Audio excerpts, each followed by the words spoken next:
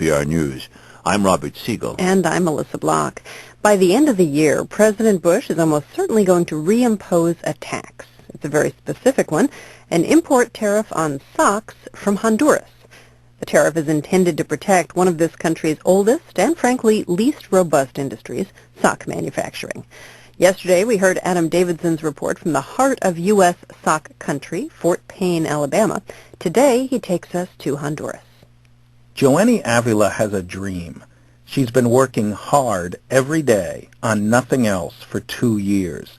She wants to be the first woman sock knitting machine technician in Honduras. No se dan las posibilidades que uno requiere para superación. She says there are no other options for her. The brand new Honduran sock industry just pays more than anything else. Socks are the only way she can improve her life. Avila doesn't know that by mid-December, the U.S. government is likely to rescind duty-free status for Honduran sock exports. Sock makers may move to other, cheaper countries. But Avila doesn't know anything about U.S. tariff policy and its impact on her life. So she spends her days at Honduras' leading sock school. Okay, we're going to go down. We're going to start at the far end of the hall and work our way through the whole system here. Colin McLernan runs the grandly named Instituto Politécnico Centroamericano. It's a brand new high-tech center designed to solve a problem. The U.S. gave that duty-free status to Honduras just over 20 years ago. The idea was to stimulate an industrial revolution in this poor agrarian country. It worked.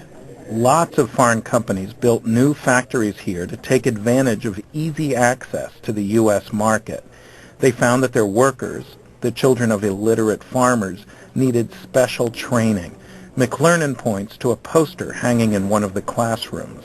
This is a dress code, shirt tucked in, combed hair. Everything we're doing here is training these kids for the corporate world. The sock industry has a strict policy. They won't hire anyone under 18, but students in the training school can be as young as 15. Classrooms are set up like mini sock factories with real equipment. Students also learn electronics, business ethics, English. It's a lot to learn for someone like Joanny Avila, who only has a 6th grade education. Joanny, tell me, what do you think? If a customer is angry, what am I supposed to do? Am I supposed to scream back? No, that can be bad for you.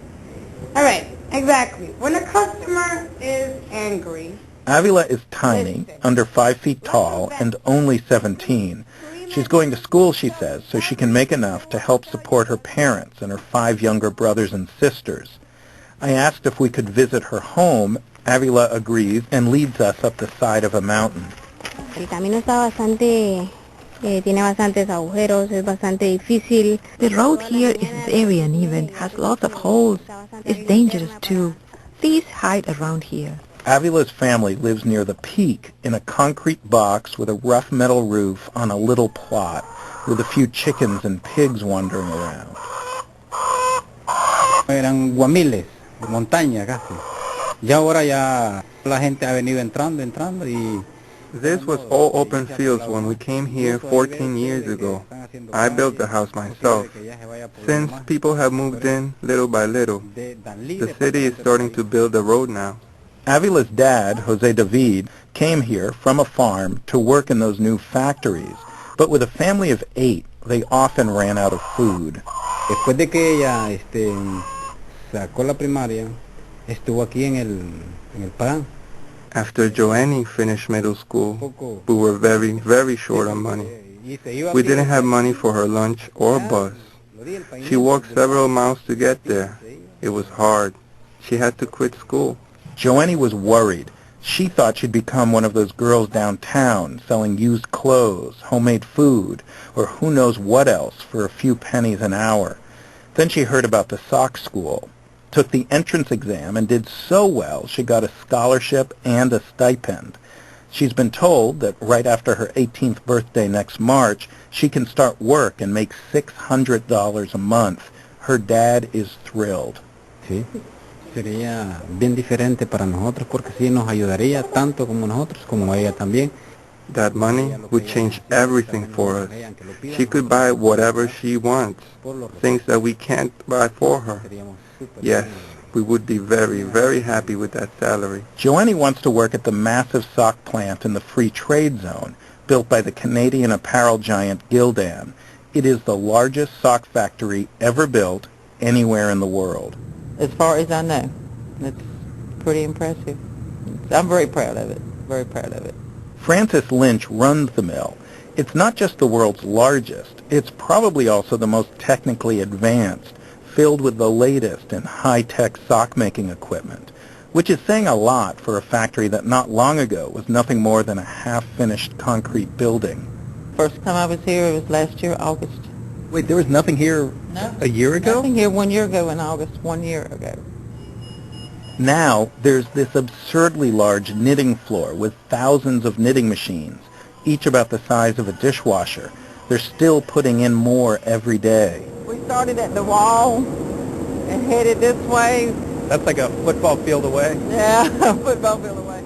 Picture it, a football field with long, orderly rows of machines, each churning out sock after sock. This is where Joanie will work, running around repairing whichever machine breaks down. That is, if the plant is still here. Gildan built in Honduras and not, say, in China or Bolivia because of that duty-free access to the U.S. If the U.S. takes that away, Gildan strategists will recalculate. With a sudden increase in cost for Honduran exports, they might decide to make socks somewhere else. Common sense tells you we will take a look at it, but we'll do whatever is best for Gildan, whatever happens. When you can build the biggest sock factory in the world in a few months, you can also take that factory somewhere else just as quickly. Gildan isn't talking, but many in the Honduran government are worried that if the U.S. does take away their duty-free status, this plant and the entire sock industry will just go away. Adam Davidson, NPR News. You can hear Adam's report on the sock industry in Fort Payne, Alabama at npr.org.